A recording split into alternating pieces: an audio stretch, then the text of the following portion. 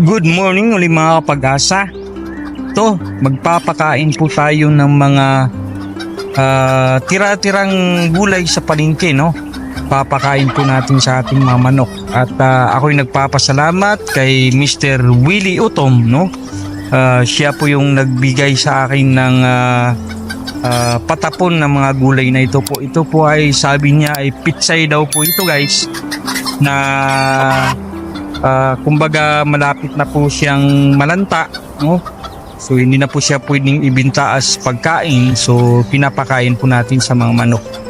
So ayan guys, kung nakikita nyo, ito po yung ginagawa nating pagkain sa para sa mga manok. So ginagayat po supposedly dito guys, pero sa ngayon po tinatamad po akong gumayat ng pagkain ng manok, kaya pinapakain ko na po sa kanila ng diretso po. Pero madalas po ginagayat ko po ito.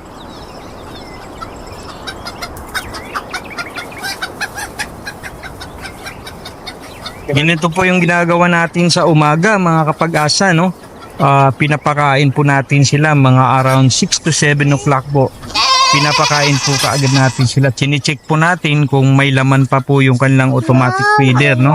So, itong automatic feeder nila guys, pinaghalong darak at saka feeds po, no? Nilalagay natin, meron din po sometimes na cracked corns o kaya corn grits po, no? So, ayan po yung nilalagay natin. Sa ngayon po, kailangan ko na mag-replenish, no? Kasi usually, ang laman ng isang timba na ito is umaabot po ng mga 5 hanggang 6 na araw. Pero minsan po is hanggang 4 na araw lang po, no? Depende po yun sa pagpapawit feeding po natin sa kanila, kasi kapag minsan pag nagmamadali na po ako is hindi na po ako nagpapawit feeding sa kanila, so dito po napupokus yung pagkain nila sa kanilang automatic feeder. Pero kapag nagpapawit feeding naman po tayo sa kanila guys, is yun na nga, nagtatagal yung laman ng ating timba o yung kanilang automatic feeder. Black Astrolor. So mga kapag-asa, no? So maraming nagsasabi na mababa lang daw yung ating yung bubungan ng ating chicken coop. But then tapat lang po siya guys, na hindi masyadong mataas, hindi rin masyadong baba. Ganito po yung ginawa natin dahil para po smooth talaga siya, at saka yung mga dahon po ng ating punong mangga is mahuhulog lang din po siya dun sa baba. Ating Rhode Island Red, mga siguro next month o 2 months magiging ready to lay na po sila, no? So far ngayon hindi pa po sila appeal, pinapalaki pa po natin, pinapataba pa po sila.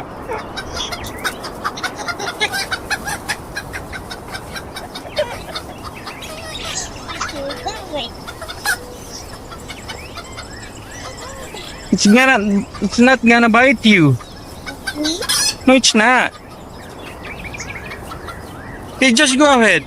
Go over there.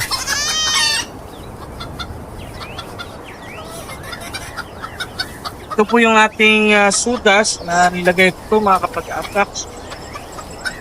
Kakalkal po ito manok. Ginawa po natin ito para sa manukang walang amoy po. So ito po yung nagpapawala po ng amoy ng ating Gustong-gusto ng mga anak ko na naglalaro dito mga guys, no? Kasi walang amoy. So parang playground lang din sa kanila to.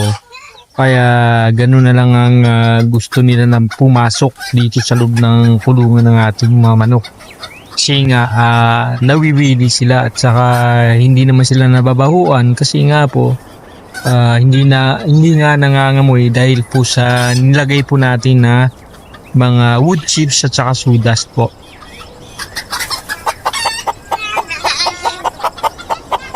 At habang nag-i-enjoy po yung ating mga anak, enjoy na enjoy naman po yung mga manok natin sa pagkain, no?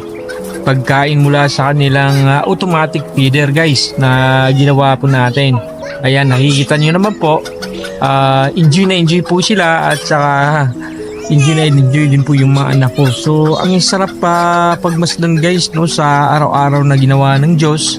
Ito yung nakikita natin, yung passion natin, yung hilig natin is nandyan lang sa harap ng bahay mo, nasa loob ng nabakuran mo. So nakakaaliw po talaga guys at saka nakakawala po ng stress, no?